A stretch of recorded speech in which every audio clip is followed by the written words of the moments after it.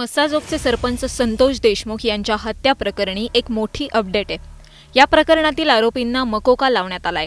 मस्साजोगच काय, उभा महाराष्ट्र न्यायाच्या प्रतीक्षेत असताना ही बातमी आली आहे। आरोपींवर लावण्यात आलेला मकोका आहे तरी काय, मकोकाचा फुल फॉर्म काय आहे, काय आहे हा कायदा, कधी लावला जातो, काय आहे या कायद्यातील तरतुदी, सगळं सोडा, पण हे जे काय लावण्यात आले त्याने आरोपींना कठोर शिक्षा होणार आहे का, सगळं जाणून घेणार आहोत। व्हिडिओ शेवटपर्यंत बघा। न्यूज 18 लोकमतच्या यूट्यूब चॅनलला सबस्क्राईब करा, सोशल मीडियावर आम्हाला फॉलो करा।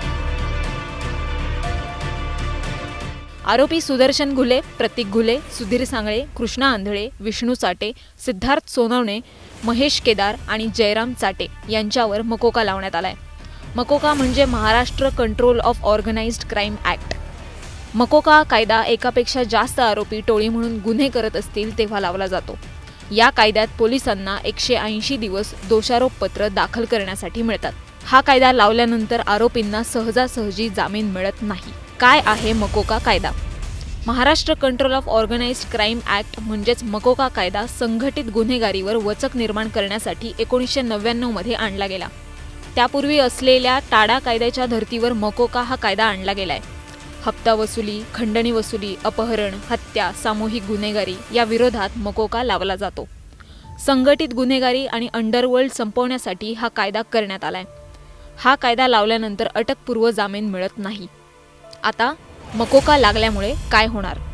मकोका लागल्यामुळे पोलिसांना 180 दिवस तपासासाठी मिळणार आहेत। पोलीस 180 दिवसात आरोपपत्र दाखल करू शकतात।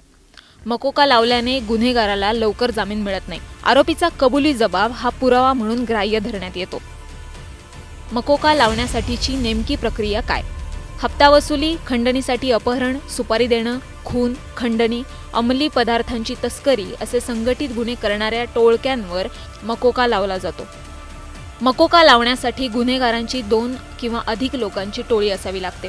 टोळीतील एकट्या गुन्हेगाराने किंवा टोळीतील अनेकांनी गुन्हा केलेला असावा लागतो। अटक केलेल्या आरोपींपैकी एकावर गेल्या 10 वर्षात 2 गुन्ह्यात आरोपपत्र सादर झालेलं असणं बंधनकारक आहे। बीड प्रकरणातील आरोपींना मकोका का लावला? तपास अधिकाऱ्यांना मकोका लावण्यासाठी हे आरोपी टोळी म्हणून काम करत असतील हे दिसून आलं, त्यामुळे हा कायदा लावण्यात आला।